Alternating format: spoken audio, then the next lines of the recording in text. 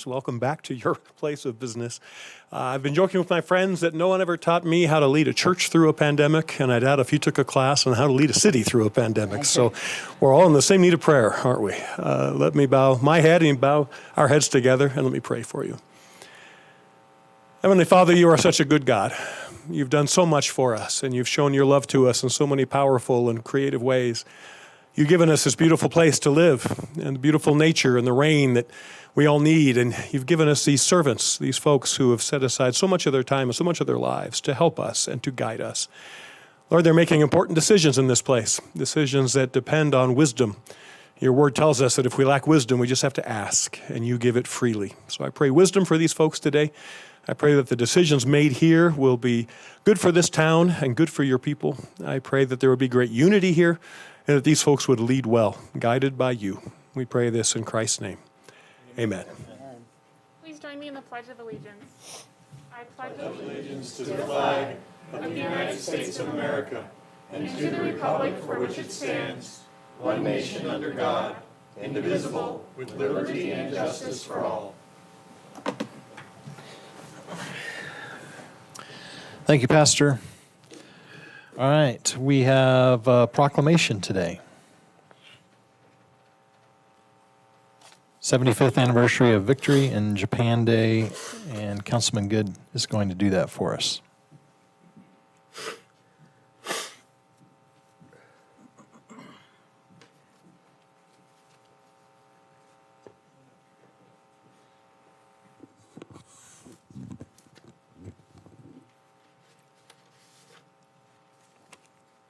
It's my pleasure today to read this proclamation, and I'll preface it by saying we have a representative of our World War II veteran community, Jerome Welna.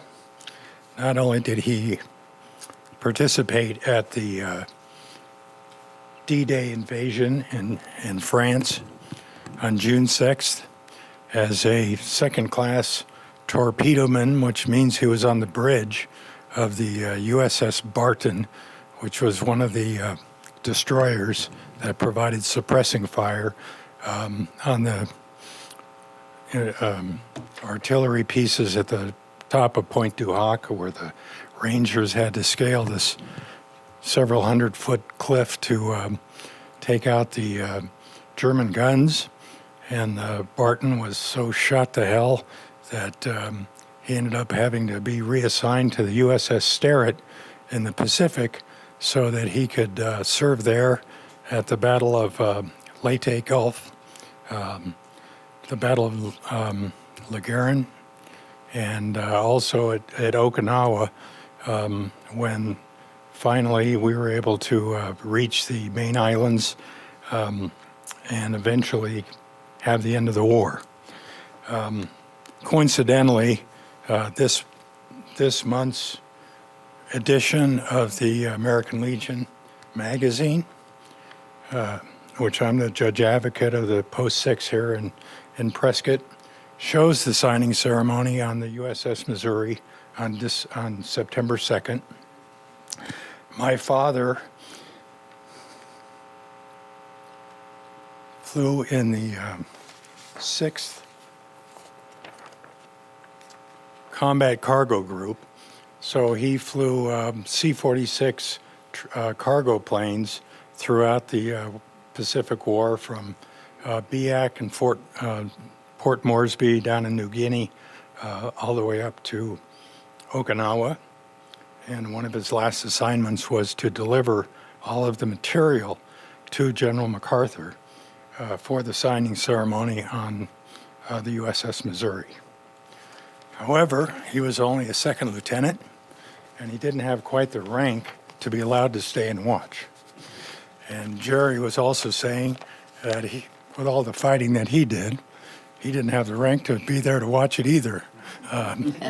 But that's how things are called. Rank has its privilege. Normally, we would see Ed Perry, who is also a World War II veteran who has sat into this gallery for many years. And Ed is in the process of getting a new smile. so he was not able to attend or be with us today. So, Jerry Wellna, you'll be solely representing our World War II veterans in our community. So this proclamation recognizes the 75th anniversary of Victory in Japan Day.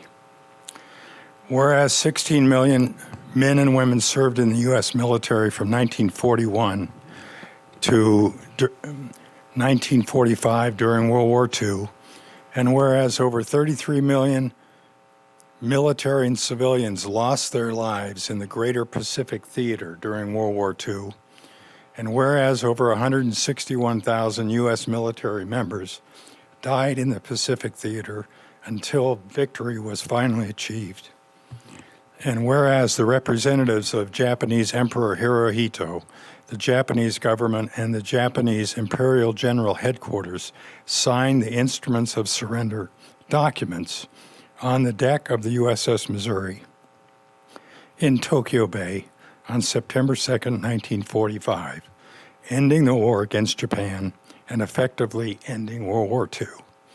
And whereas there still reside in the city of Prescott many World War II military veterans, which include many Pacific Theater veterans, thank you, Jerry, and whereas it is only right and proper that the city of Prescott and its residents recognize and honor its World War II veterans for their service and sacrifice. Now, therefore, Greg Mingarelli, the mayor of Prescott, on behalf of the Prescott City Council, does hereby proclaim September 2nd, 2020 as the 75th anniversary of VJ Day in the city of Prescott, and encourages all citizens to recognize and honor these World War II veterans of the city of Prescott and to proudly display the flag of the United States, especially on this day. In witness hereof, Greg Mingarelli sets his hand and causes the seal of the city of Prescott to be affixed this 25th day of August, 2020.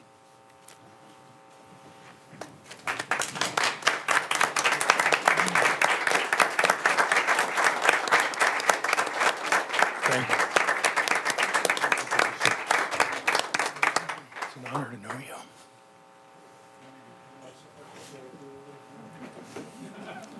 You're more than welcome to say a few words if you'd like. Okay,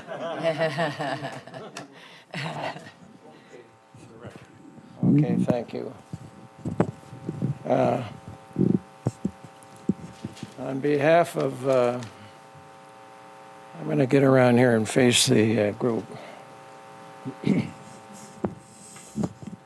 On behalf of all of the veterans in our area, I want to thank you and thank the mayor and the city council for this proclamation. And we appreciate and will continue to appreciate the fact that the city is aware of us here. And with that, I'll thank all of you once again, and I'm sure that you and I will have more words to say about this in the future. And I also want to comment on something you said about me. I shouldn't say I should say we. Because it was our whole crew. We fought like the dickens to get to Japan, and then when it was available, we weren't allowed to get there because some of the Japanese hadn't surrendered, and somebody had to do the cleanup. Well, we got assigned to the cleanup.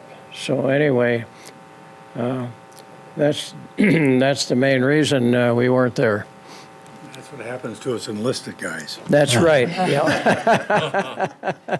Jerry, thank you for being here Thank today. you very much. And we are very aware of you and grateful for you and the veterans in our city for their service. So thank you.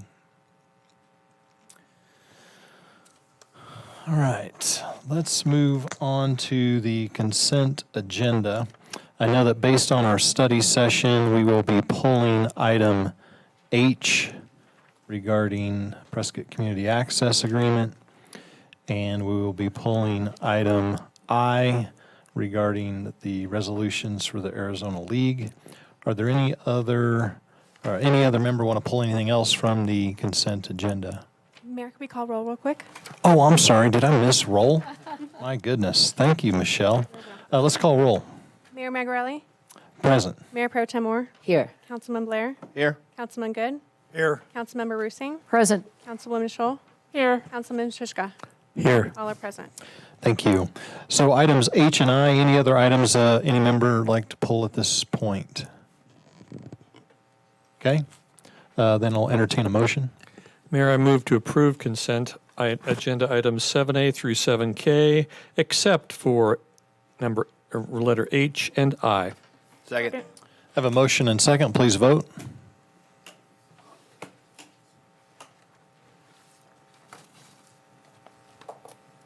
Councilmember Roosing. Oh, I'm sorry. The black button. There you go. Sorry. Passes 7-0. All right. Thank you for that. So item H, we heard from John Heine and others today in the study session that we need to do a little more work on this agreement. So I would suggest that we have a motion to table this item for a later meeting. I move, go ahead, please. Mayor, I move to table item H. Second. Have a motion and second. Please vote.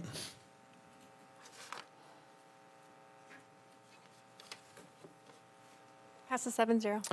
All right, very good. And then item I, as we discussed earlier in the study session, there were two of those resolutions that we would be supporting and two that we would not. So I think a motion that would reflect that would probably be best.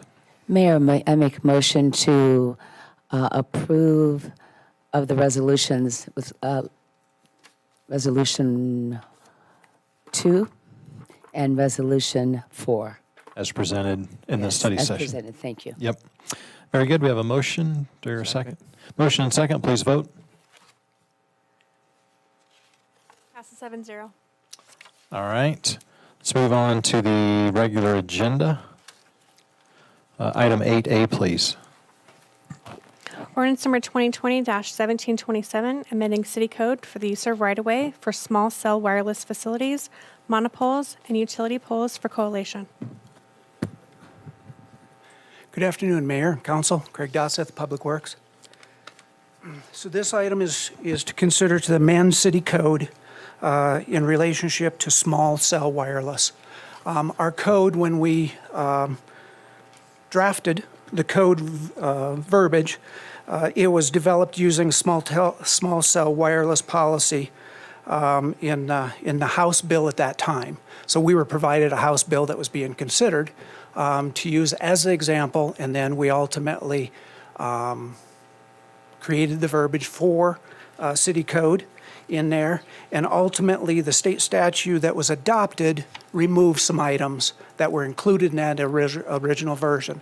So this is a matter of cleanup, so we make our code match the state statute and remove a couple items that are currently in our code that are illegal for us to ask for or try to enforce. Okay. Mr. Podracki, do you have anything else to add on this item? No, Your Honor, this really is a cleanup item. Typically what happens when we draft ordinances is we're wrong. We blew it. We get a House bill that looks like it's got a green light, so we start drafting in accordance to that House bill. And at the last moment, the legislature kind of snuck in that they didn't want zoning review in residential areas regarding small cell. And that's just the law. Title IX says we cannot do this.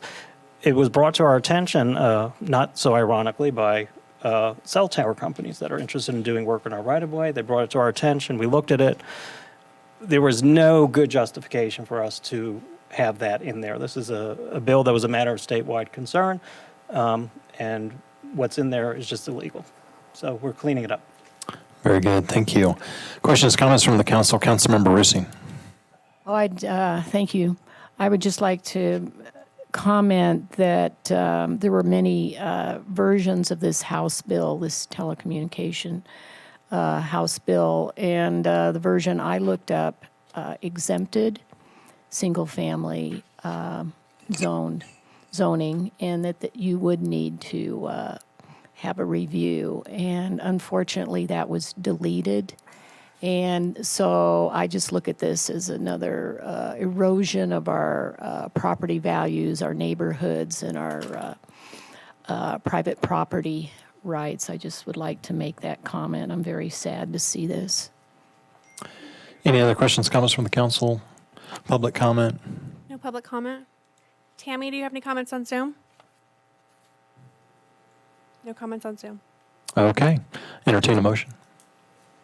Mayor, I move to adopt ordinance number 2020-1727. Second. Motion and second, please vote. Passes 6-1. All right, let's move on to item 8B, please. Resolution number 2020-1757 and City Contract 2021-022, a pre-annexation development agreement for the Stringfield Ranch. Thank you, Mayor. It looks like it's out of our office, so I'll take the first crack out of it. I know you studied this rather lengthily at the last study session, so you should have a fairly good idea of what's in this particular annexation agreement. It feels like we've been talking to Stringfield Ranch for about 2 years, and we finally have a document that we think both sides can live with, and it's up for you to debate and possibly approve today. This is, Bryn, do we have the map? I've got a copy if we want to just put it on the overview.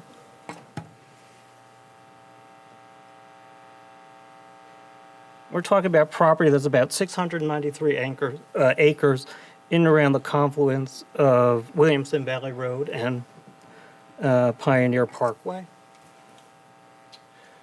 Oh, there it is. You can see on the screen, it's the bright sort of maize-colored 693 acres. So what we're looking to do is enter into a pre-annexation development agreement. The property has not been annexed yet. When this property does come up for annexation, it will have to follow all the Proposition 400 rules and regulations in our charter. So that does not go away. It will have planning and zoning review. It will come back to this body. The agreement is contingent upon annexation. One of the Gordian knots in this thing was the property doesn't actually meet the annexation statute, which requires a certain length and width. So we've been working with state lands to acquire that particular property. And Brandon, do you have a timeline maybe on that? Good afternoon, Mayor and Council. To it. Bryn Stotler, Director of Community Development. I've been working closely with the legal team to perfect the acquisition parcel, which is depicted on the screen right now. That will become a city trailhead for the Prescott Circle Trail and will provide access to the development. Currently, we have met all of our due diligence requirements for the state land process, and they are in the process of securing an appraisal to value the property, and there will be some external board activities at the state land level, and then we would expect early in 2021 to have this parcel go to auction with the intent that the city would be hopefully the sole bidder. Very good. Well, thank you for that. Matt, anything else from your perspective? The current zoning in the county, this is property that's located in Yavapai County, is R1L70, which allows for site-built homes on a 70,000 square foot pad. So when we do the annexation, there's something called translational zoning. So the closest city zoning that we have for that is RE2, which is a 2-acre zoning basically. So these will be single-family homes on large lots. That's what we're looking at. The benefits to the city are going to be trail connectivity. I think this may actually kind of finish up Completes the circle trail. our circle trail. And there will be some parking for the public to access those trails. And were we considering equestrian parking there as Yes. well? So we'll have some equestrian parking there as well. Other benefits, of course, are we're going to not have septic systems in the county. We'll be utilizing city water and city sewer at the cost of the developer. Bryn, do you want to add anything else? I know we've studied this for quite a while. Happy to keep going, but if you have any particular questions, happy to answer them. Okay. Brent, anything else from you? Nothing else. I see Mr. Davis is with us. Would you like to share anything before we go to questions, comments with the council, Jeff? Yep. Okay. Fair enough. All right. Mayor Pro Tem? Thank you, Mayor. I'm excited about this. It seems like we have been talking about this for quite a while, and great advantages for the city. We've heard about completing the Circle Trail, the trailhead on the state land, the fact that rather than having 431 units, there will be 264 units, and those 264 units would be held to city standards on the city sewer and using our water. It will be a really excellent first-class development. I know Jeff does those types of works, and so Jeff, thank you for that. I think one of the things I want to say is right now, if you look around the city, this has a niche. It's a very different piece of property. It will be absolutely gorgeous, but it's a niche in that it will all be custom, and it will provide many of our custom builders the opportunity to pursue what they do, because right now I think we're running out of some of those custom lots. But I do look forward to another very interesting, the fact that it's going to have all the trails and beautiful open space. If you're driving, if you were to go straight on Pioneer Parkway and keep going right through Williamson Valley Road, you're going to run into right where this is going to be, and it's absolutely spectacular. So I certainly have full support of this project. So thank you very much. Councilman Good? Thank you, Mayor. I'm in opposition to this project. First of all, it is outside of our city general plan's expansion area. Our general plan was just adopted 2015, and I'll read from section 5.1.3 annexation. The city's annexation policy was adopted with the objective to utilize annexation as a means to help ensure cost-effective and orderly service delivery, provide for a balance of land uses and tax base, protect against undesirable development adjoining the city, and plan for long-term interests of Prescott. So being outside of the general plan's expansion area, where a wide, substantial number of community leaders were involved in developing this plan, we have substantial and rapid residential development growth that is stretching our service to the limits. Not only our police and fire protection, ambulance service, etc., is something that this continues to be a problem area. So the marginal benefits of completing the Circle Trail, I think, are insufficient for me to support this. So I would vote no. Councilmember Rusing? Thank you. I also support Councilman Good, and I would like to add a few comments.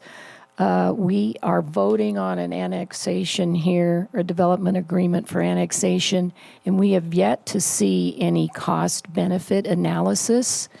And to tell you the truth, it's all residential, and I don't believe it's going to pencil out. It will be a burden on the city of Prescott taxpayers in perpetuity. For example, maintenance of the water mains will probably be put in with being PVC pipe instead of ductile iron. And as you know, we have many subdivisions already that are only 20 years old, and those PVC pipes are breaking. Williamson Valley Road is very historic and very iconic, And the residents out there have delivered a message to us that they would like to stay rural. So as a result, there's many other reasons I won't go into now, but in conclusion, I can't support this annexation. Thank you. Councilman Siska. Thank you very much. I think that we need this annexation. I think that we need it for a number of reasons. One is to extend water and sewer out to that area. If we're ever going to achieve safe yield in the AMA, we need to start to put that water that we provide either through wells or through the city's water system back into the ground. And 90% of what we put back in the ground goes back in the aquifer. Also, yeah, we're probably extending fire and police out there, but we also have mutual aid agreements. So we're probably going to extend fire and police out there anyway. And I think that they're going to be private streets. The city is not going to have to take care of those streets. And I also have a question for you, Bryn. What is the developer going to pay for in that strip of land that we are getting to connect to this area? Thank you for that question, Councilman Siska. Initially, the arrangement was that the developer would reimburse all costs to the city for the acquisition parcel. Later in the drafts of the DA, it was determined that it was unfavorable to the council or some members of the council for the city to maintain public streets within the development because they do not connect to any other city developments or any other adjacent properties. They simply service the properties within the master plan. So within that review of the development agreement, it was agreed that the developer would fund the maintenance of private streets throughout the master plan. And over about a 10-year period, that amounts to over $2 million in maintenance costs that the city would have been supplying. And the developer's cost for the acquisition parcel was a good trade-off for the city to obviate to over $2 million on a 10-year basis for maintenance of those public streets, making them private, and the city would pick up the cost of the acquisition parcel. Okay. For everything in the parcel. Yes. Okay. Councilwoman Scholl. Thanks, Mayor. I guess I'm just a little bit confused because we've been talking about this project for a long time, and we talked about this project 2 weeks ago. And so I'm just confused as to where the opposition is coming at this point. And I think what we need to make clear is we are not voting on an annexation today. We are voting on a pre-annexation development agreement that has a lot of contingencies that have to happen before this actually becomes a reality. And I guess for me, this property owner has property rights in the county that far exceed what they're asking us to agree to. So the benefit to me is we're talking about connecting homes to water and sewer as opposed to maybe like 400 wells and sewers? Or septics? That to me just is a clear, no-brainer. And the amount of homes we're talking is pretty minimal compared to a lot of other developments in our area. So, I think there's still a lot to go in this project, and I'm curious to see kind of what unfolds with the state land trust and where we go. But I guess I'm just confused to where this opposition is coming from and why the negatives outweigh the benefits, considering that the negatives are 400 wells and septic systems, when we have the ability to pretty easily connect to city sewer and water. Thank you. Councilmember Rusi. I'd like to bring up the point that the developer can develop a PAD in the county, and the county has an open space policy and trails, and the Circle P trail can be done in the county. And if he wishes to do that, now that we have a city water policy where we can run water and sewer outside the city limits, I can see in the future that possibly we will be furnishing those services to him, and we will prevent the septic and well situation. And I don't know if Anybody would like to go into the details of a PAD? Well, Councilmember Roosing, I certainly can't speak to the provisions of a PAD in the county. Our PAD provisions may not line up exactly the same, but PADs, essentially planned area developments, allow you within the context of a master plan to shift density to address topography restraints when it comes to construction and or to preserve open space that is very desirable. So in this case, a PAD is highly desired, whether in the county or the city, because it allows the developer to maximize the construction where it should be and maintain topographic features and desirable open space where it should be. So I guess that's my comment on PAD. I'd like to also address the comment made about the general plan. This parcel and this area within the county's comprehensive plan is an area that is denoted for metropolitan expansion. It is assigned a classification within the county's comprehensive plan that is expected for metropolitan expansion, presumably expecting annexation into the city. There are many areas within the county's comprehensive plan that have such designations, and we would expect that these would be areas, and our jurisdictions don't completely overlap with our general plan and comprehensive plan processes, but we certainly talk to each other when either or is in the middle of a planning process. So we were not at all hesitant to discuss this as a possible annexation because of that designation in the county's comprehensive plan. Councilman Blair. Well, I support this 100%, and I guess if you could turn the wheel back in Prescott's history and actually saw what annexation used to look like with strip annexations where you run a road down the road, and you can call that inside the city. We wouldn't have Antelope Hills at the present time in the city. We wouldn't have Longview in the city. We wouldn't have Southview in the city. And whenever we have a fine development that's part of what will be the city, and when you start talking about wells, septic systems, we have over 2,600 septic systems that are served by City of Water. That equates to over 300 acre-feet of water that is lost into septic systems. So when you start talking about somebody that is a chairman of the Mayor's Committee for Unsewered Areas, I think this family, the Stringfields that have been here forever, ranching, have the right to ask. They have the right to be told no. The developer has a right to ask.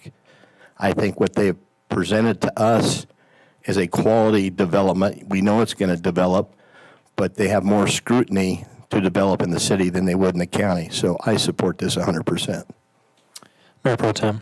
Yes, Mayor, I think it's just really important for the public to understand that voting no on this means that you would rather see 431 homes in this area that are on wells and septic rather than 264 that would be developed within this annexation, within this area, that would be on sewers and a water system with all the requirements of landscaping.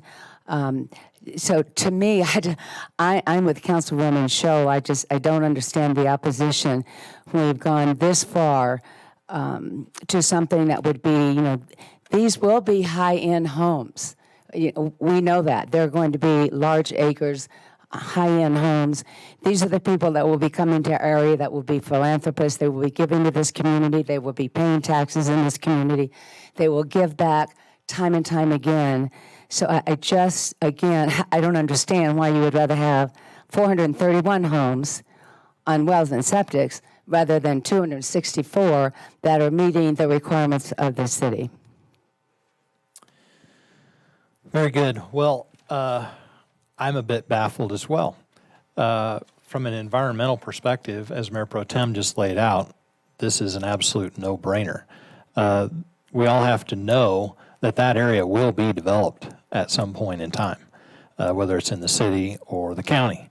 So with those two alternatives on the table, I think it's a pretty easy decision to make to take the lower density and the path that environmentally makes the most sense and preserves our aquifer for long term. I scratch my head when I hear people talk about preserving the aquifer and very concerned about the aquifer, and yet making decisions that really are counterintuitive to preserving our aquifer. There's a lot of benefits here. And I know Jeff Davis has a tremendous reputation in our city. He has done amazing development. So it's a known quantity. We're not taking a gamble here. This is going to be a quality development. These people are going to be high-wage earners. They're going to give back to the community. They're going to be paying taxes and participating. And to get these roads in here without the city having to pay for them is pretty incredible, and not maintain them. And so then the icing on the cake is the circle trail and the parking and all those amenities that will benefit the public.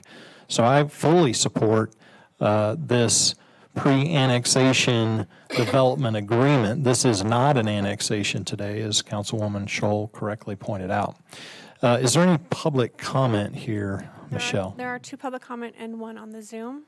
From Ralph Hess. Good afternoon. As I understand, the Stringfield Ranch project is exclusively a residential development project that is unable to annex the city of Prescott in its current condition because it is not contingent with the city of Prescott municipal boundaries. To overcome the shortcomings, the city council in this process by using public funds to purchase a portion of the Arizona State Trust lands that is contiguous to municipal boundaries and Stringfield Ranch property. The 2015 Prescott General Fund Plan provides on page 13 that the city's annexation policy established priorities for annexations, with the main property being beginning to annex property with actual or potential commercial or industry uses. One of the reasons for this policy was that the city's reliance on the national data, which indicate, on average, residential uses require more in services per $1 in taxes paid than commercial industry uses, which require less services per $1 in taxes paid. Considering these factors, why is the city using public funds to purchase state trust lands solely to enable the Stringfield Ranch project and satisfy the annexation requirement to be contiguous on the city's municipal boundaries, especially when the general plan and the city's annexation policy do not prioritize this residential development for annexation? The second comment is from Leslie Hoy. Good afternoon, Mayor and Council. Please disregard or answer the following questions about the Stringfield Ranch Pre-Annexation Development Agreement. Number 1, under number 7, agreement provides water to the property. On packet page 232, it is stated that the city will provide water for a maximum of 246 dwelling units. What is the city's best estimate for how much each water of the 246 dwelling units will use? Should there be a cap in the agreement in the amount of water that will be used? Number 2, under 14, maintenance of landscaping improvements, packet page 236, landscaping irrigation systems and payment for water by the applicant are discussed. How much water will the landscaping be used? Landscaping irrigation should be prohibited, but if not, there should at least be a cap in the agreement in the amount of the water used. Number 3, 7E, agreement to provide water to the property. On packet page 233, it is stated that the existing wells in the annexation property must be abandoned with the exception of wells developed by the city for the water use purposes, including recovery and recharge. If all influent must be permitted to recharge as required by the city charter, why would on a well the property be used for recovery? Please explain. I appreciate you taking the time to answer my questions. Thank you. And then we'll go to our Zoom comment. Tammy, are you there? Tammy, do you have any?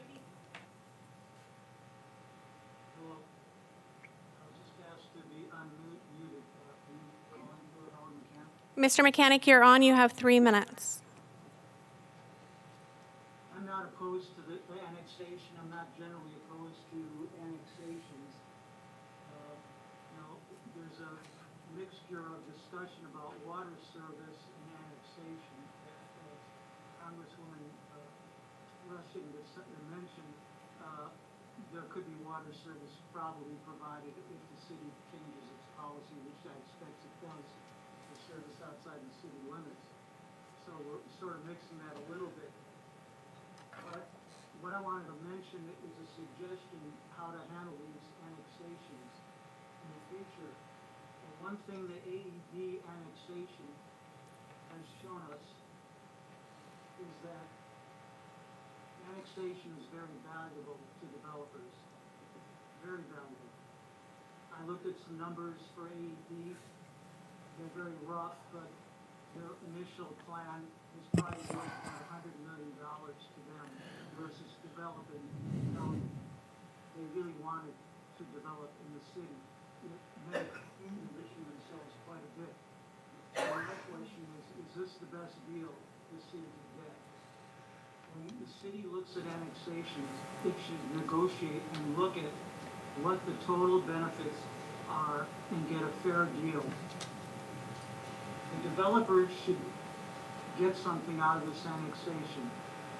But should the developer get 5 or 10 times more than the public? We don't know what the developer's getting on this financially, but I think when there's an annexation cost-benefit analysis, we should get the information about what both parties are getting, what they expect to get, and why this is a fair deal for both parties. The cost-benefit analysis should also be done by a firm chosen by the city, not by the developer. Now, you could say the developer could get an independent study, but my guess is that whoever they find to do their study may lean over a little bit to help them out in the study to show how it's benefit to the developer if they want to get another contract in the future. The city should issue these contracts and they should be paid for by the developer. Why is the annexation so profitable for the developer? Primarily because of water. The water makes this property much more valuable than developing in the county. Yes, you can. If you can wrap it up, Mr. Mechanic, that'd be great. Okay. I would just like to say, I would just like to get the estimated cost the city's committing to pay for the Arizona land in this agreement to buy land. What is your estimate of the cost? Thank you. Thank you for your comments. Anyone else, Michelle? No, not today, Mayor. Jeff?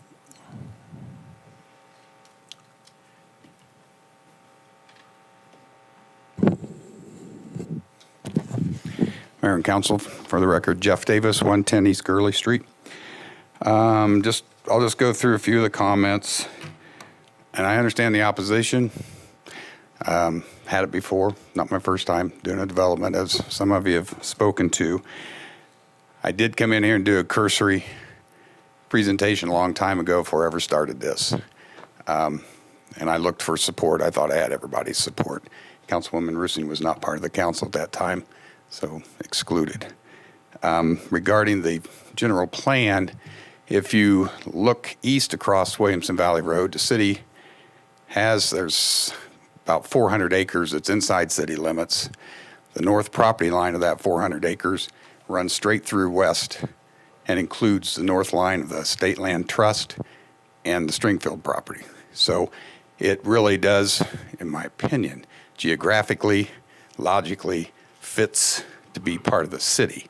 I was asked in the beginning to go see Supervisor Brown as well as Dan Cherry and Dave Williams. We sat and visited about this property. We talked about whether the county would like to see it in there. They had no interest. They felt that it needed to be in the city limits, be serviced by the city, should be city residents. So it was with their support, I swung back in here and got, I thought, support from everybody. So I think logically it does make sense for it to be in the city limits. Although I've developed in Yavapai County, both American Ranch and Wickenburg Ranch, we've built water companies. We've had both those projects. We later annexed into Wickenburg. They saw the value of the fee income, being residents of the community, not being county residents, coming into the town of Wickenburg all the time. So hopefully you guys will see that benefit also. Regarding the ABS pipe, the ductile pipe, we had this conversation. You got city engineers. If your engineers feel like we need ductile iron in order to protect the city, I'll put it in. it's not a matter of money. It's just a matter of your engineers working with my engineers and deciding that's what we need to do. From the Ralph's perspective, I believe it was Ralph, the cost, I mean, I agreed to go to private streets. I have to collect somewhere in the neighborhood of $200,000 to $250,000 a year coming out of my pocket to start with, coming out of the residents of Springfield, ultimately, in order to maintain over 7 miles of private streets. So that's what I'm taking on in return for the small amount of money that acquisition is going to cost the city. In return, I'm mass grading your trailhead. I'm building all the infrastructure, a quarter of a mile of road with utilities. I'm putting in close to $500,000 for an intersection. So there's a tremendous amount of benefit that the city gains from our money coming in order to get that strip to annex in. Down the road, you got 2 state land trust parcels that are sitting on both sides of the new road, and that's going to be additional benefit that you guys can work your magic, get your costs back. Somebody's going to want to work with those 2 corner pieces. You'll get reimbursed all your money and then some at that point. And yes, the water is a value. There's no question about that. But there's other ways to go about it. Again, we've built water companies. We've put in production wells. We can get water, and then everybody can have a septic, and we can still work that direction. It's not what I want to do. And again, I'd like to see the city have the benefits of the building permits, the impact fees, and all the stuff that goes along with it. Thank you. Jeff, could I ask you a question? Sure. Use your mics, if you could, please. I'm sorry, Jeff, I need to ask you a question. If, in fact, somehow the city turned you down, said, we don't want you in the city, are you going to turn tail and run and just leave the land fallow? At this point, I've got a lot invested in this. So history would say, no, you wouldn't. You'd figure out a different way to go. Thank you. Thank you, Jeff. Yes. Bryn? Mayor, may I make one more comment? I'm glad that the caller brought up the cost-benefit analysis because from a process standpoint, and also Councilmember Rusing, you did as well. From a process standpoint, this is not uncommon. A pre-annexation and development agreement to set the table for what is to happen with a particular development, to establish the expectations of the parties on either side of the table is not at all unusual. The cost-benefit analysis from an annexation standpoint comes between the Planning and Zoning Commission reviewing the project, making recommendations to council, and then in a Prop 400 annexation, there is a 60-day comment period where all public hearing activity ceases so that the public can generate more commentary about the proposal. And that is typically when the city undertakes its cost-benefit analysis so that by the time council gets ready to review a project, they have the opportunity to see the full cost-benefit analysis prior to acting on the proposal. Just wanted to make that clarification for the record. Very good. Thank you, Bryn. I don't see any other comments from the council or public comment.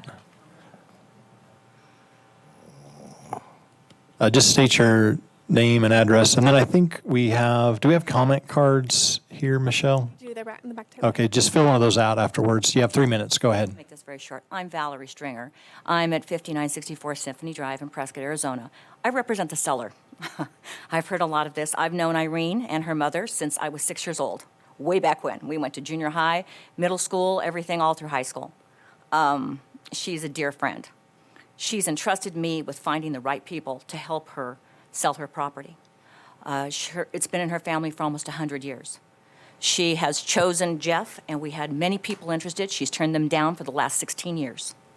She was careful in her analogy of choosing Jeff. She wanted to have someone that cared about her property, cared about the last mile of the Circle P Trail to go through her property, which she's been begged for years now from the city and the county if they can put that through, especially from the city. And she said no all those times. She said yes to Jeff because she feels this project is a positive thing. It's not about the money with her.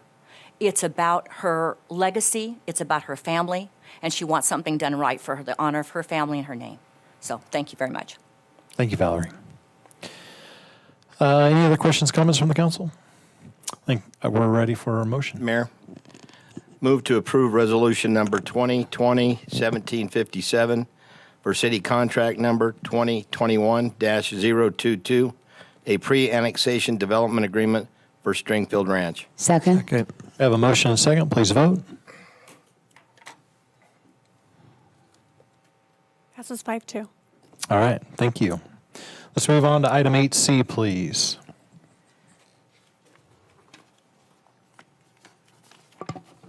Approval of City Contract 2021-018 to PAP LLC in the amount of $883,845.50 for the mill and pavement replacement project in the Cliff Rose subdivision. Hello again, Mayor, Council, Craig Dosseth, Public Works. And get the mouse to work.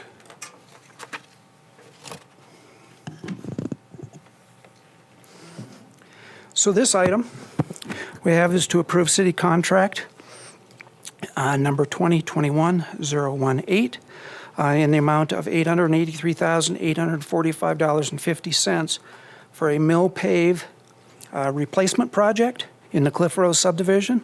It'll also include replacement ADA ramps, some intermittent sidewalk section replacements, and then utility cover raising of it.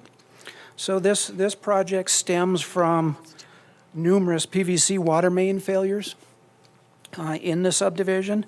So that subsequently created multiple pavement patches and ultimately the water system replacement. So now we have full trench and all the crossings associated with that replacement. So due to those conditions, then the pavement has deteriorated beyond the ability of a preservation project and constitutes the need for this full depth mill and pavement replacement. The project will include the pavement removal and replacement on several streets, as the map depicts here.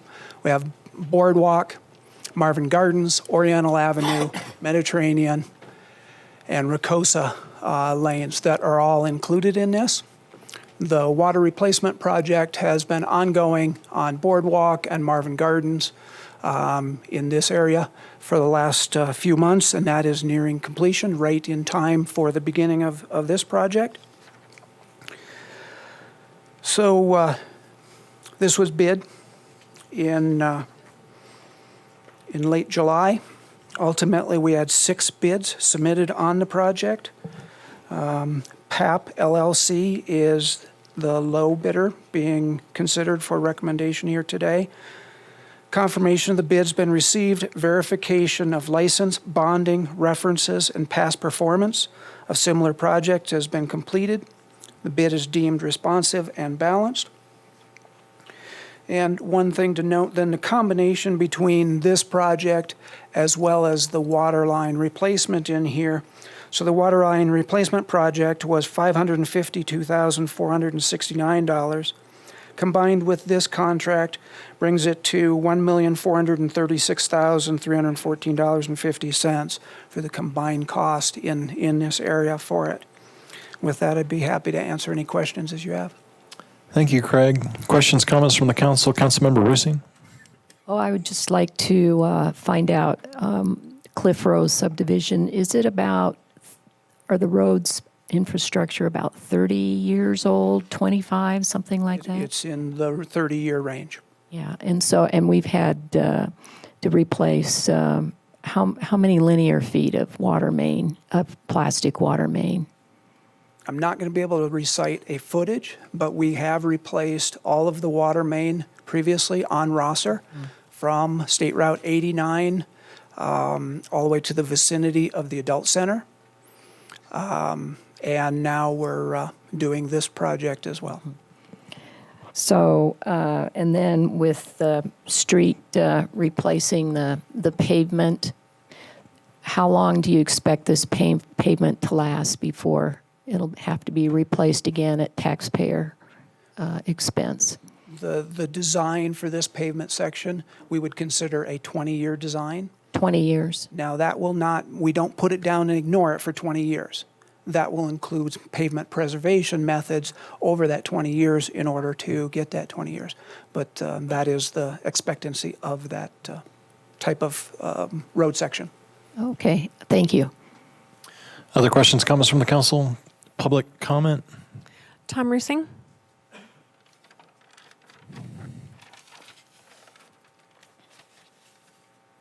Tom Rusing, 2194 Forest Mountain Road. Craig and I have had this discussion before, as well as other members of the council. Currently, the city, in my understanding, Craig can correct me, does not require ductile iron for annexations or other projects. However, if the city bids out a project to a contractor, they do require ductile iron.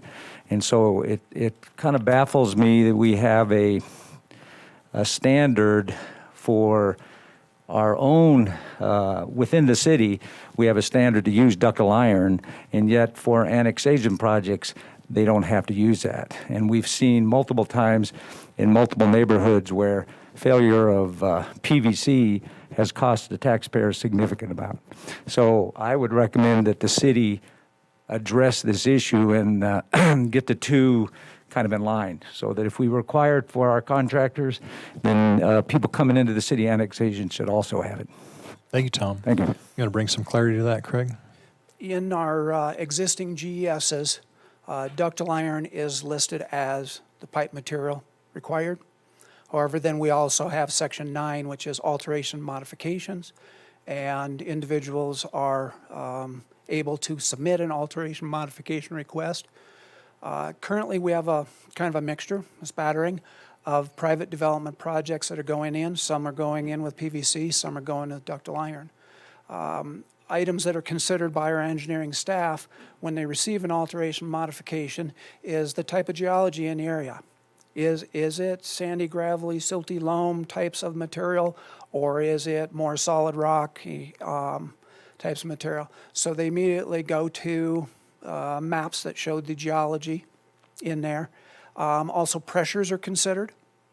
Our water system has an array of pressures anywhere from 30 pounds to 160 pounds.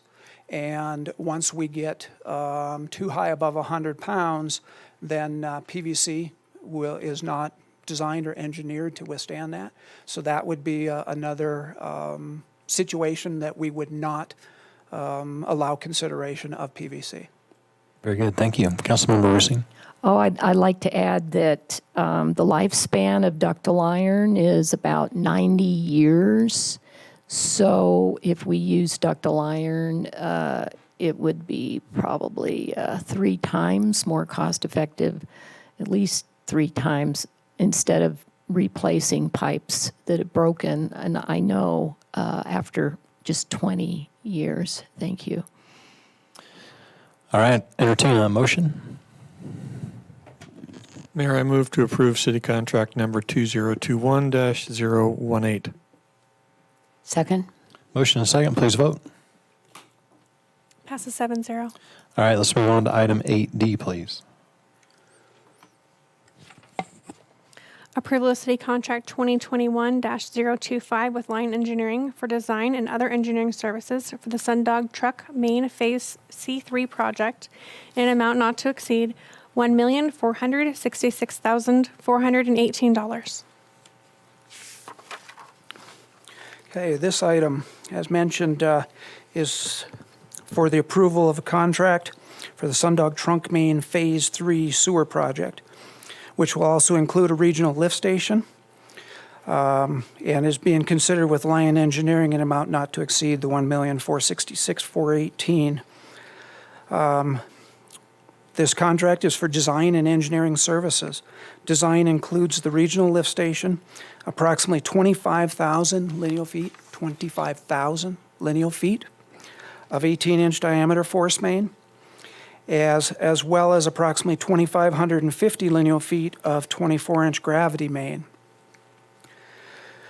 So I have an exhibit up here, the 2,550 feet of gravity line will be in the vicinity of like Lincoln Low Water Crossing, heading down towards 6th Street in the vicinity of Granite Creek Park. Proposed, and this is the proposed alignment right now. As we get into the project design, then we will look at in much more detail the specific route, and it can change a little bit, but this is the general route. From that, then this shows us going up 6th Street to Merritt, Whipple, Montezuma, Whipple, then to Ruth to Merce, and across Rosser over to State Route 89, and then along State Route 89 up and connect into the previous project that was constructed that comes to Prescott Lakes Parkway and State Route 89 intersection. So the city's been completing a series of projects to move wastewater collection to a centralized treatment point. This project is another step towards the centralization to move the water north to the airport water reclamation facility. The Sundog trunk main project was identified in the 2008 sewer model as capacity deficient and required upsizing. Project design has been budgeted and in the process since fiscal year 2012. Public Works and the City Attorney Office have been unable to negotiate required easement for construction of this project on a different route. To complete the needed project, staff is recommending construction of an alternative route for the Sundog trunk main. This contract will design the alternative alignment. Lion Engineering and Waterworks Engineers was chosen from the original request for proposals, the RFP, and they were chosen due to their extensive project knowledge and expertise. Lion Engineering was asked to provide a scope and fee for the alternative alignment project. On the funding side, so we have in here funding for the contract in the amount of the $1,466,418. Ultimately, that won't, how do I say it? There's going to be some savings. We currently have a contract with Lions to design the 2,550 feet that's down here on the bottom of the map, as well as gravity main from there all the way over to State Route 89. So that's in an existing contract. This route eliminates the need for that pipeline going across that path, and this scope and fee includes this stretch that was in the previous one. So we will null and void that previous contract and the expense that was associated with that in order to have it into one clean contract here for the full length that's being considered. So we have represented previously costs to design this pipeline, but there will be a savings on that project in the vicinity of at least $300,000 that we will not spend out on that previous contract. So just wanted to kind of point that out. Funding for the contract is budgeted in FY21 and available from the wastewater fund. Funding for the project will be provided by Water Infrastructure Finance Authority, WIFA, through debt service that the city would request low-interest loan through WIFA. And with that, I'd be happy to answer any questions. For the public's sake here, Craig, and maybe Mr. Pedracki, I'd like you to weigh in on this a little bit. Obviously, when you look at this map, and maybe you're newer to the conversation, you know, one would say, well, the shortest distance between 2 points is a straight line. We don't have that here. So I guess just, I know the council is familiar with this route, why this route, but just to bring some clarity for the public, I think it would be helpful for them to understand why we're going this way. Yeah, Mayor, I could start with the practicality, and then if you would like to turn it over to Matt, if you want to talk legal. This route stays all within the municipal boundaries of the city of Prescott. And an alternative route that would be more of a straight line passed through jurisdictions that aren't the city of Prescott. And to this point, we've been unable to negotiate easements going the more direct route. So in the interest of controlling our own destiny, we are staying in the city of Prescott to hook up. Yeah, fair enough. I don't know that that was kind of what I was looking for, unless you guys have something else to add to that, so people better understand why we're going over the river and through the woods. Questions, comments from the council? Public comment? No, Mayor. Okay. Entertain a motion. Mayor, I move to approve city contract number 2021-025. Second. Motion and second. Please vote. Passes 7-0. All right. Let's move on to item 8E, please. Approval for a special unit permit permitting proposed Banner Hospital patient wing, a height of 75 feet. On this particular item, I will be recusing. The reason I'm recusing myself is because my wife, who's been a longtime realtor in Prescott, is listing this property, which I've been recusing myself all the way through this process anytime this property comes up. Furthermore, I'd like to add for the record, to clear up any confusion or rumors out there in Prescott, that I have absolutely zero financial investment in Banner or this property. I am not an investor. The only reason why I would recuse myself here is because my wife's the realtor listing the property. I have no other financial interest in this property. Thank you, Mayor. Mayor Pro Tem, I also have a conflict, and I'd like to tell you about my conflict. Okay. In this situation, I have fiduciary duty to two organizations. The first organization is the City of Prescott. My fiduciary duty, I feel, is to make sure that the City of Prescott is as successful as possible. But there's another organization that comes into play here, and that's Yavapai Regional Medical Center. And I feel that I'm on their board of trustees, so my goal is to make Yavapai Regional Medical Center as successful as possible. So the bottom line is I really can't give this issue a fair hearing. Very good. Thank you, Councilman Shiska. So we will move right ahead with item E. George, would you like to explain? Or?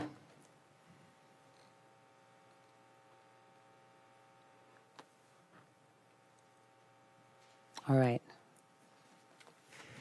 Thank you. They're trying to bring me into the 20th century. We'll work on the 21st another time. Thank you, George.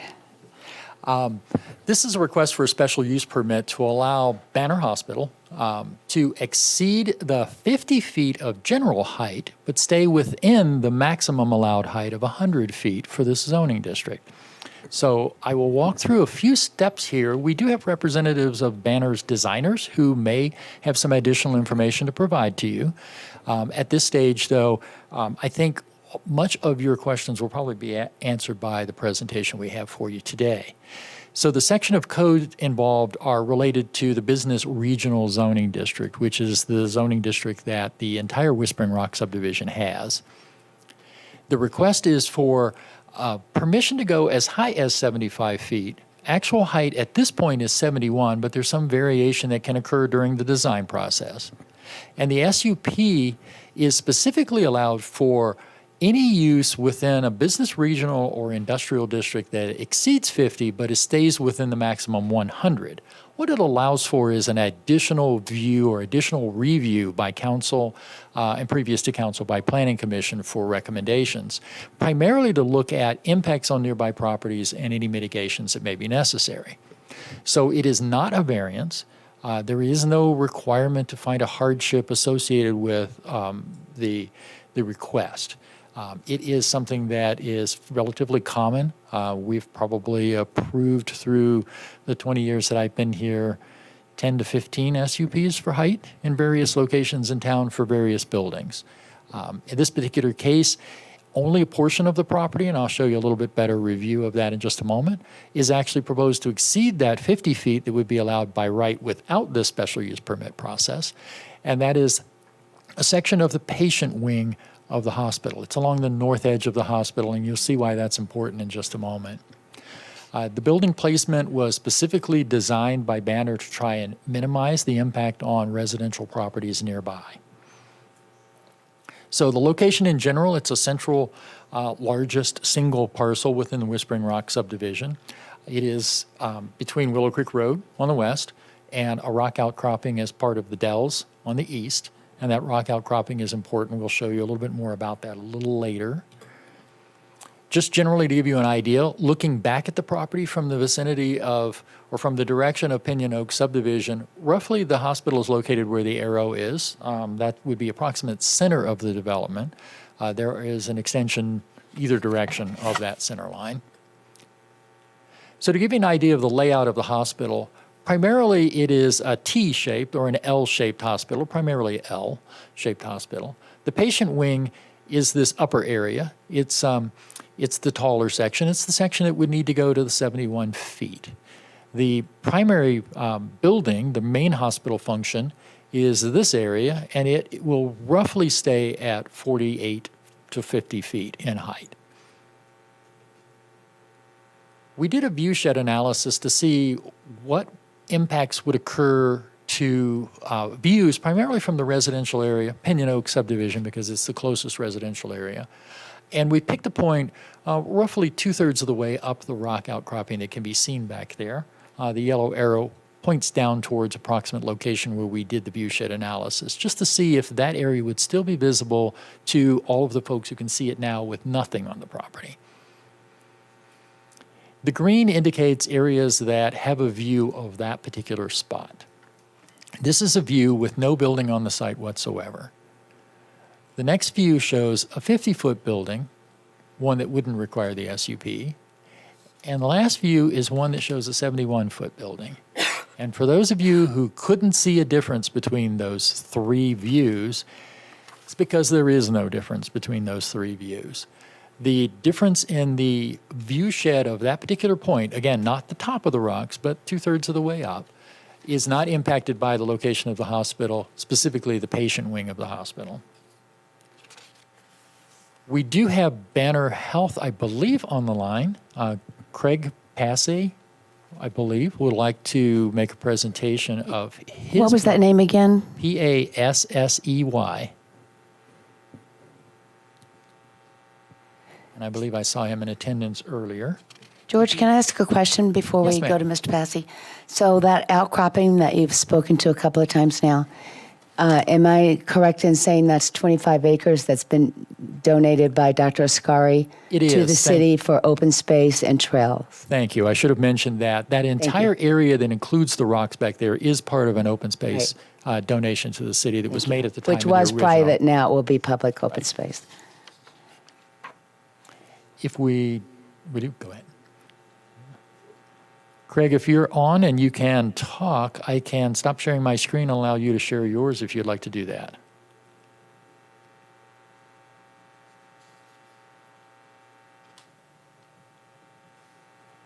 George, are you able to hear me?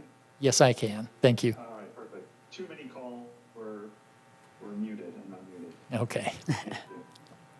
So- Let me share my screen.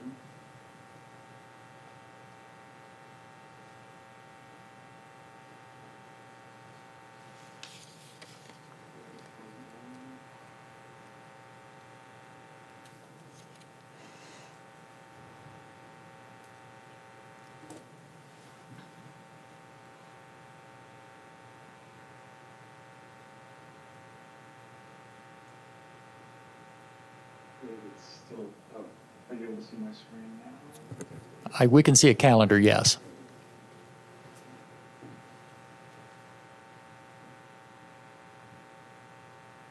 Perfect. I'll let Steve start. As part of the introductions, I'll start.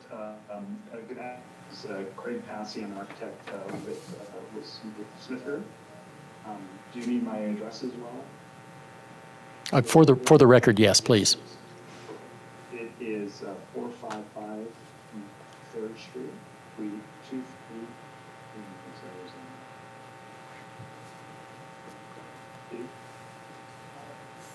Nice to Executive Director of Facilities Development for Banner Health. My address is 2901 North Central Avenue, Suite 160, Phoenix, Arizona. Before I try to start to talk through some of the information about the Excuse me, Mr. Passy, could we ask you to speak up a little bit? We're having a hard time hearing. Can you hear me now?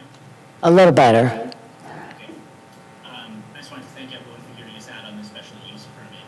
The team, Craig and I, and the rest of it was put together a graphic representation of the hospital and the affected heights. And wanted to share that with you today. Just let you know we have it. We're excited to start this process and this development. I'm excited to Can you turn that one up right there? All right, thanks, Steve. So architects tend to like to talk a lot. I'll try to keep this brief. I know that you all have plenty of things to do. So we've put together just a very brief presentation really to address the concerns that we've heard from the community. And really the common theme centered around the concern of their views of Granite Dells to the east. And so we've kind of organized this presentation into three things. The first comment was, why does the hospital really need to be 75 feet in height?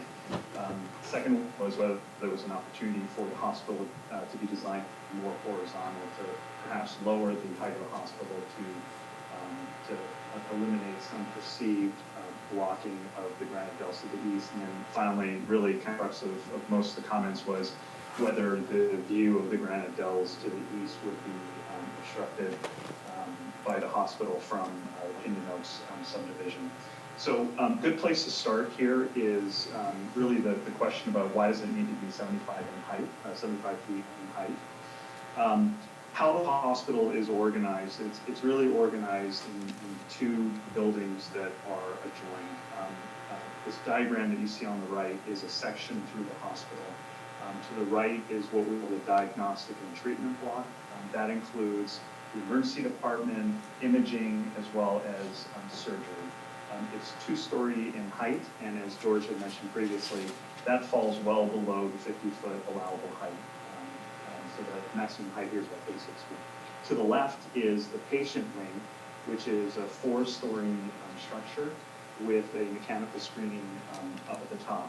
And what's really important to note here is that a very small percentage of the proposed hospital actually exceeds the 50-foot height that's currently allowed under the zoning. And so you can see that dashed green line really represents the line of what's currently allowed under the zoning without a conditional use permit. And it's really just the top portion of the patient wing that really exceeds that. And so, this is another section through just the patient floors. In order to accommodate the number of beds necessary to support the forecasted demand that Banner has done as part of their demographic modeling of Prescott, as well as to meet Banner's business model, 3 floors of beds above a patient floor, which is the lower floor, is required. And the reasoning behind the floors being as tall as they are, which we really try to squeeze them down as much as possible, is to be able to accommodate the overhead infrastructure of the patient floors. As well at the very top, you can see that the last 11 feet is really to screen the mechanical units that are up at the top, and probably an important point to make there is that that's a requirement of the city of Prescott that the mechanical units be screened from view. But just stepping back again to my point about the very small percentage of the proposed hospital development exceeding that 50-foot allowable. What you see here is the site plan, bottom left-hand corner is a proposed single-story health center. The upper right is the hospital. George had alluded to it being an L-shaped building.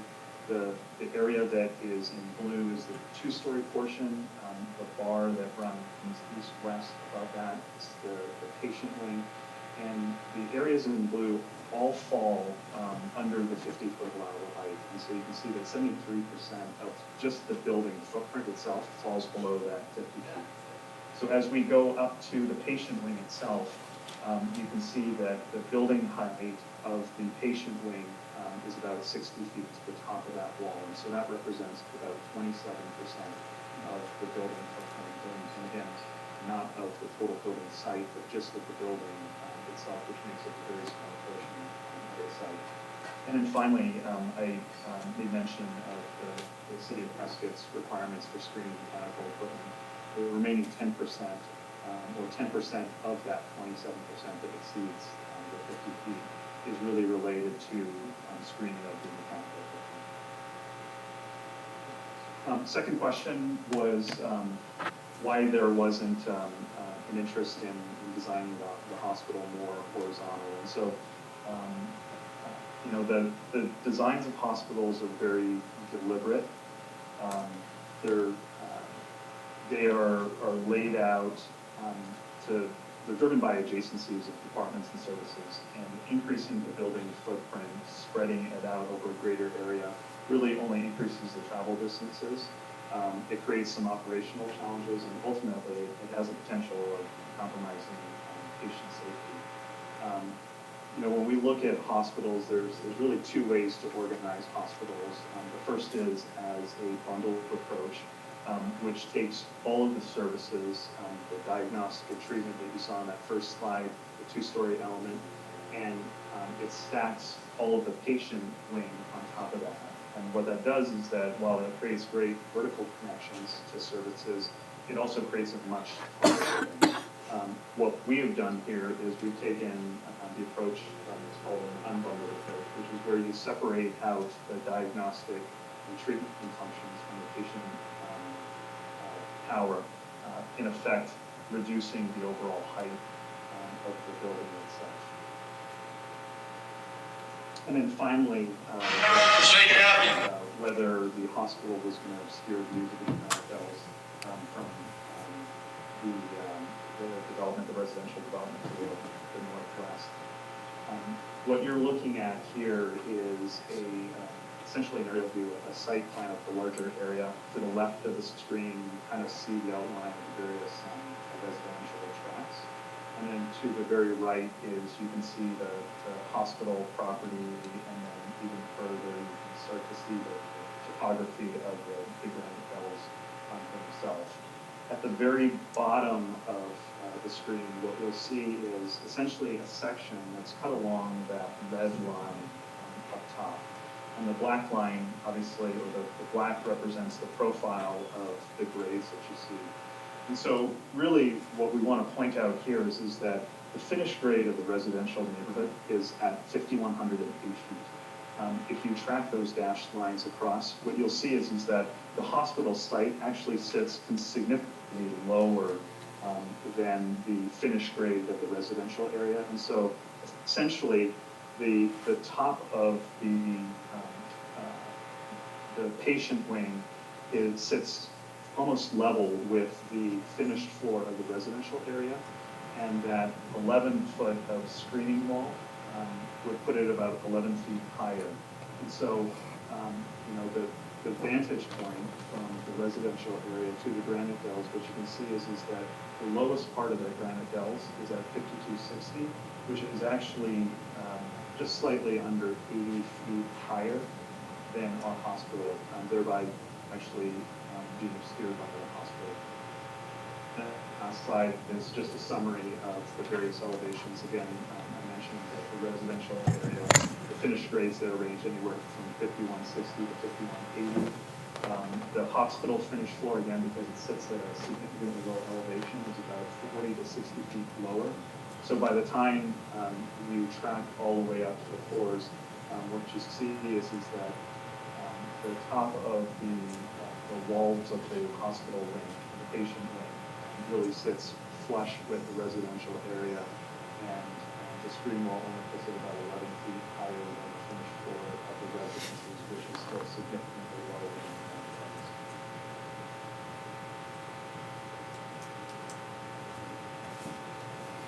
ground. Thank you very much. For any questions that you might have. George, do you have anything that you'd like to add? I do. Our planning commission, I'm going to have to do something about this.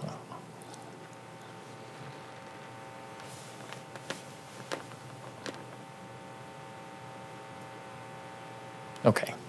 I do. Our planning commission did a thorough review of this request. Prior to the commission, we had a number of contacts from the Pinion Oaks neighborhood concerned about the height of the building and the perceived limitation of 50 feet. There was some misunderstanding about the allowance to 100 feet in the code. I think it's important that during the meeting, once the presentation was done, we had no additional comments beyond the initial concerns about where the placement of the hospital would be and its effect on adjacent neighborhoods' views. So I think with Banner's presentation and with the information that we provided with that viewshed analysis, that we resolved many of the concerns that were expressed before the meeting started. We did have a recommendation of 6-1 in favor, with one commissioner feeling that the hospital design should have attempted more, or made more effort to meet the limitation that wouldn't require the SUP, to stay at 50 feet or below. Again, the remainder of the commission felt that Banner's explanation, the vertical requirement of hospital design, and the fact that they're permitted up to 100 feet resulted in the 6-1 vote in favor. So the height that is permitted is up to 100 feet. That's correct. Thank you. All right, very good. So can we now go to council for any questions Sure. or comments? Certainly. And so I can't really see because the mayor's, let's see, it looks like I would, Councilman Good. Oh, is that you, Blair? that's got it. Councilman Good. Go ahead. Go ahead. Age before beauty. Go ahead.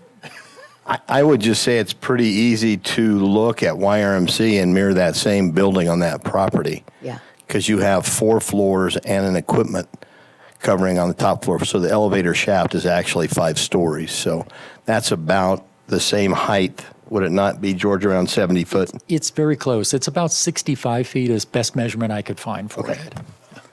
Okay, very good. Thank you, Councilman. Councilman Good?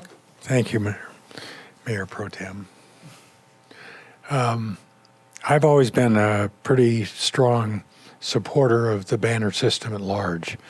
As I've mentioned before, my professional experience was about 30 plus years in hospital supply services, et cetera, and I've worked with almost every hospital system from the Mississippi River west, including Hawaii and Alaska. So Banner's always been one of the systems that I've been impressed with in their ability to develop and run efficient hospitals.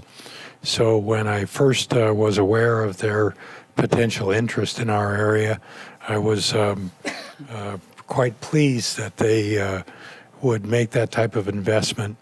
And I think in my experience, anytime you get more competition with acute care services, et cetera, you end up with better services, more cost-effective services, more choices, and I think it's going to be a real benefit to our community overall.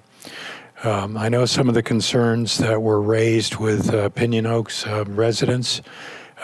Probably once this is completed and the site is developed at large, not only with the Banner Hospital, but some of the other facilities that are being proposed, you'll have more of a kind of a stair-step type perception through that long section all the way back to the Granite Dell. So I think sometimes when you look at the numbers on a design, you don't really get the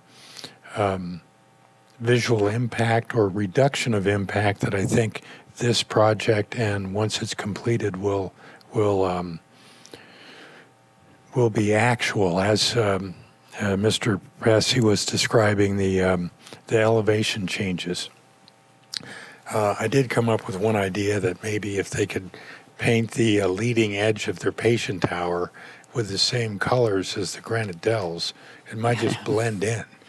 or maybe their screening of their mechanicals at the top could have maybe some arches like the top of the granite dells, and maybe that would be a little more pleasing to the residents in the area.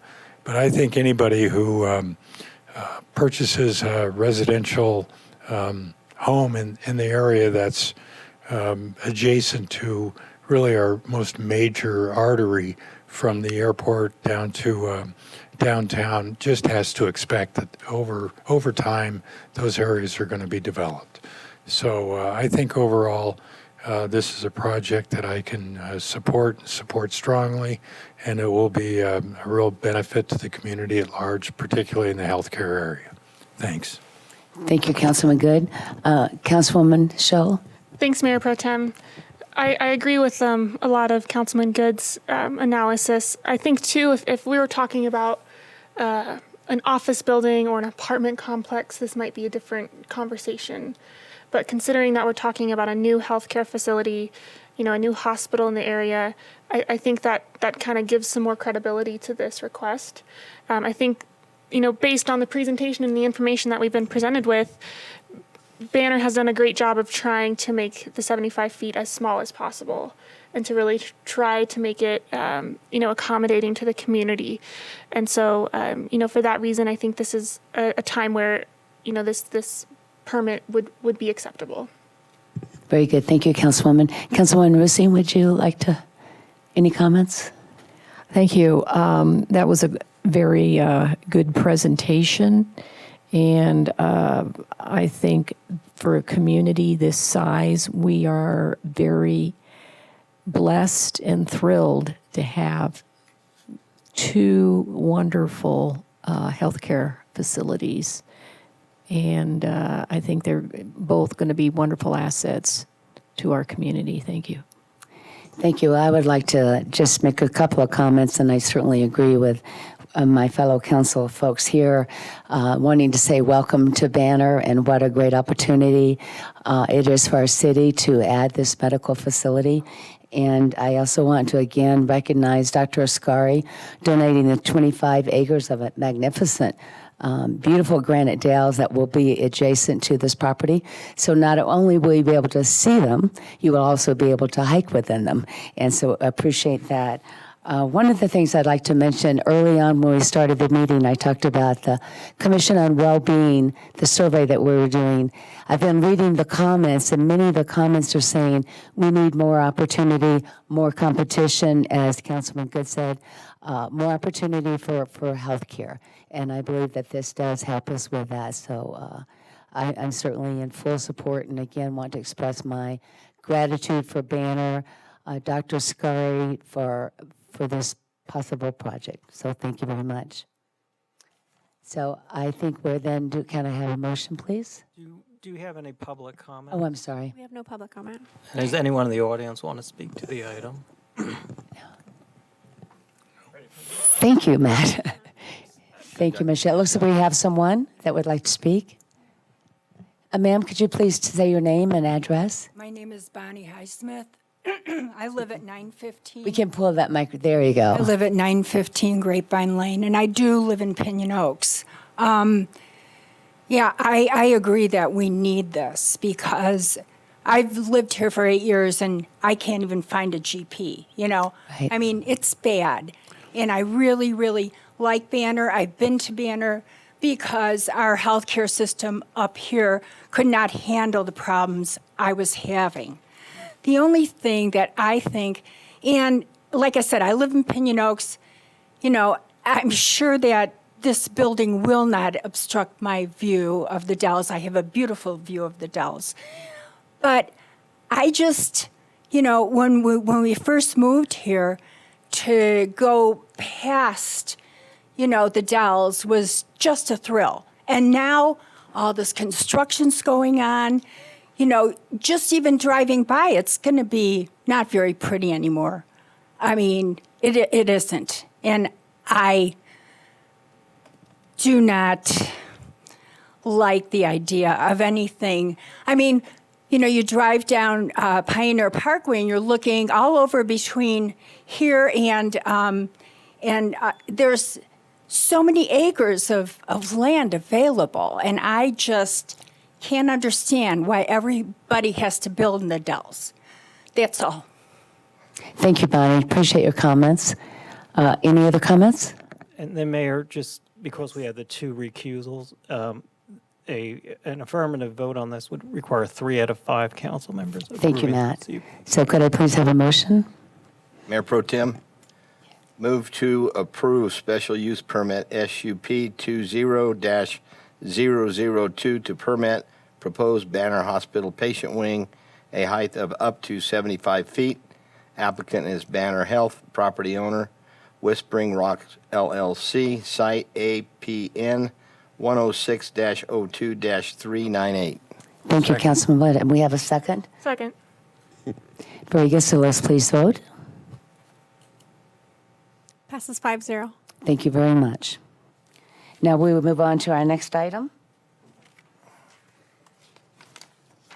which is 8F. Approval of site plan review, Phase 1 of the Grand Vista, a development to include an integrated aging in place facility that will provide independent living units, assisted living units, and memory care on an approximate 8.96 acre parcel. Thank you, Mayor and Council.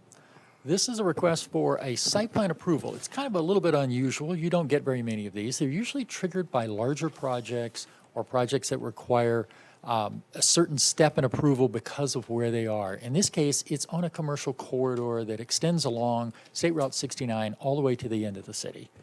So the site in question is, when you get to a point on the roadway where you think you're out of Prescott, you haven't gotten here yet. It is the last piece headed east on 69, and it was annexed in with the intention of some form of commercial development many, many years ago. That resulted in a business regional designation for the property, which allows for relatively large structures.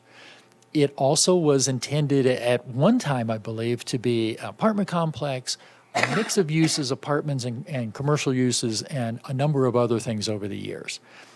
The latest proposal, and perhaps one that is familiar to us because of others in town, has the property, and I'm going to skip through these relatively fast. We have a number of aerial photos. I think many of us have driven by. There is a traffic signal, just for your reference, here. This is Robin Drive, and there's a traffic signal there. And that, again, is the last traffic signal before you head into Prescott Valley. A view of the property. It's a slope up from the street. Most of the residential properties are significantly higher than this property. They're at the top of a hill as you go up that hill. You can see again from Robin Drive looking at the property. Primary development area is off to the left. And I think I've run out of my presentation. So let me switch to a different one that has a full presentation in it. I apologize, just a moment here.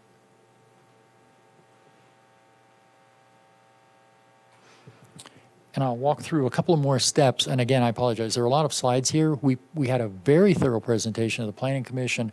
I think many of those things probably we can bypass for you today. Key issues, the property is almost 9 acres. It's business regional. 134 beds are anticipated for this facility. As the facility develops out, it will develop in phases, and I'll show you those phases in just a moment. Again, back to the property's location. General site plan includes central building, that's this larger structure in the middle, potential hotel site, and a medical office facility. The concept is to construct this as a primary use. These would be follow-on uses at a later date. This area would be reserved basically as flattened open space as part of the development, stabilized but not developed on. And access to the site would be potentially a right-in, right-out off of State Route 69, although that may be difficult to get through ADOT. Primary access would be off of Robin Drive in this vicinity, with a secondary a little further along. It is important to understand before we get much further in, all of State Route 69 along here is under the jurisdiction of ADOT. Any improvements or modifications of this intersection that are necessary for this development will need to be negotiated and worked out through ADOT and permits pulled through ADOT where necessary. So we're at a very early stage in the process. We do not have building plans designed yet for this project. You can see there's a fairly large parking field throughout the site that would accommodate all of the uses at some point in the future. And again, the primary building is located here. The phasing, blue first, the yellow and orange would be follow-on second and third phases. Just a little bit of an artist rendering of the building from above. Kind of gives you an idea. It's proposed to be 3 floors primarily. Given the architectural, it's approximately 4 stories in height, given the view of it. It does stay within the 50 feet and does not require an SUP, as we dealt with on Banner moments ago. A view from the street level, you can see it's a very open interior floor plan in the main building, and then it branches off into residence or patient wings, depending on the level of service that's appropriate at that stage. A few more views of the building, some information on site elevations. Again, it meets our height restrictions at this point in time. No additional requirements there. A view of the property helps with some understanding of screening of the property from adjacent residential. The residential properties tend to be up the hill and behind this property. As the site is flattened out, what will happen is terraces will be created and landscaping will be placed on those terraces. And between the terrace, the level of the main site, and the vegetation planted in those terraces, most of this site and the primary building especially will be screened from view from the residential properties nearby. I think that's important given how close residential is to this. The residential properties are outside of the city limits, but of course we're concerned about adverse impacts on anyone's residential property. The Planning and Zoning Commission reviewed this. They made a recommendation in favor, unanimously in this case, to approve the site plan. This is the first of several steps necessary to develop the property. A follow-on after this will be development of building plans, submittal to us, any infrastructure design requirements either with our Public Works Department or with ADOT, and then from that point forward, building permitting and development may occur. So again, at this stage, I would be happy to answer any questions. We do have a representative of Grande Vida who may have some additional information. I'm not sure if they want to make that recommendation. Do you want to see if they want to jump on? Oh. Yeah. Do you want to see if they want to talk now, George, or you want to wait till later? It doesn't sound like there's anyone asking to talk, so I think we're good to go. Okay. No public comment? Okay, questions, comments from the council. Councilmember Rusi. Thank you. My mother spent her final years in several assisted living and senior resort developments and really enjoyed them.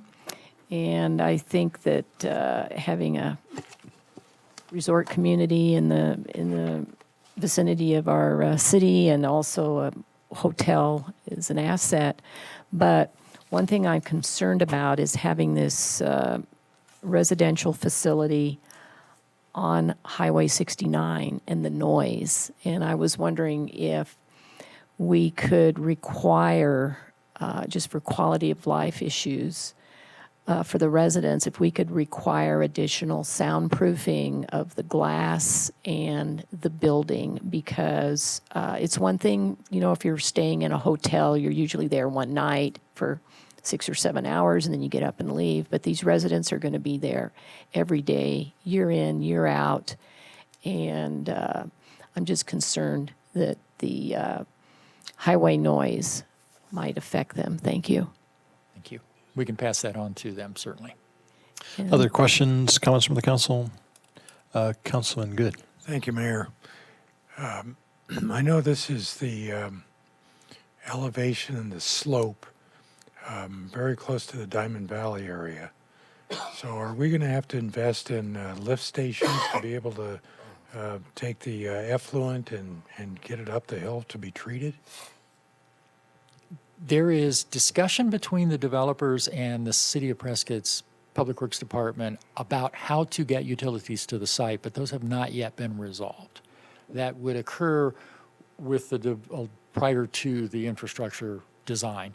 At this stage, utilities are not to the site. They're relatively close by and can probably get there. I don't know if Greg's here. He's not. Never mind.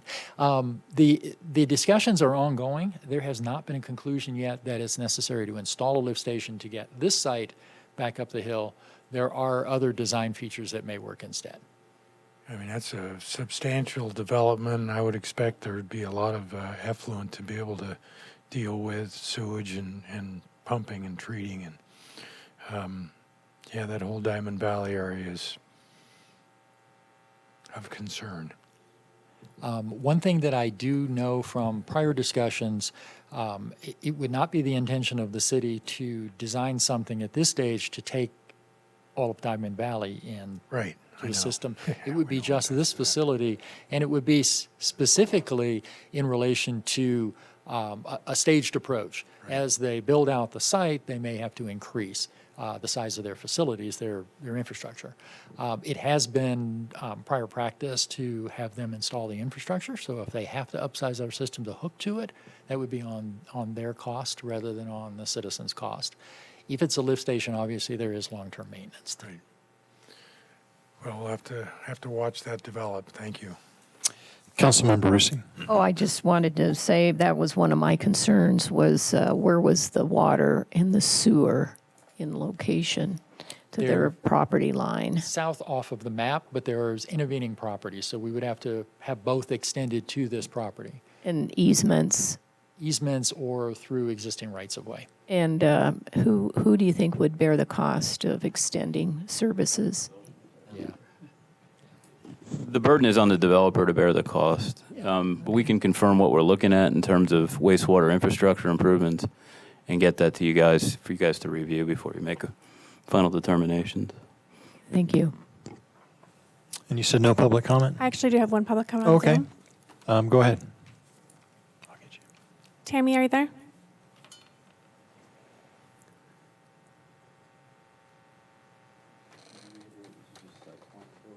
Tammy?